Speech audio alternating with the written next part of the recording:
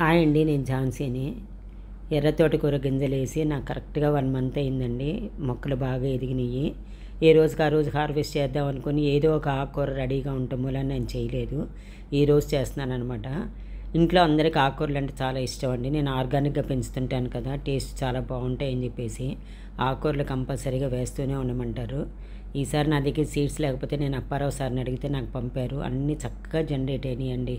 ఎంత బాగా అయినాయో, thanks to Apparao sir. అంటే అంత క్రితం టెర్రాస్లో పెట్టుకునేదాన్ని అండి ఆకుకూరలన్నీ కూడాను. నాకెందుకో అవి పురుగు పట్టి నేను సరిగ్గా కేర్గా చూసుకోలేకపోతున్నా.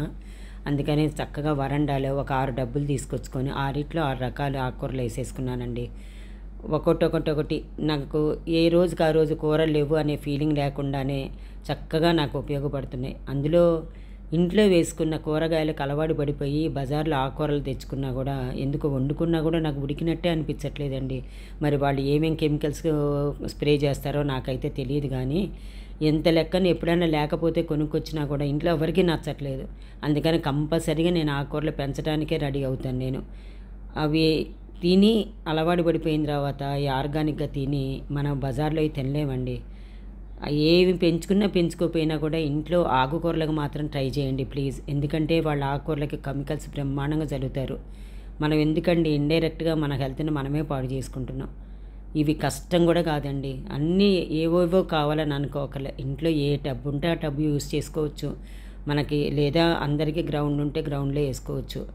నాకు ఇవి అలవాటు పడిన తర్వాత నేను బజార్లో కూడా కొనటం మానేశానండి. పాలకూర, చుక్కకూర, గోంగూర, తోటకూర, ఇది మెంతులు, ఇవన్నీ వేసుకుంటూనే ఉంటాను. నాకు ఒకదాని తర్వాత ఒకటి ఏదో ఒకటి ఎప్పుడు ఏ అవసరం ఉంటే అది చక్కగా హార్వెస్ట్ చేసుకొని ఆ రోజుకి ఆ రోజు వండుకుంటే ఎంత ఫ్రెష్గానో ఎంత టేస్ట్గానో ఉంటాయండి.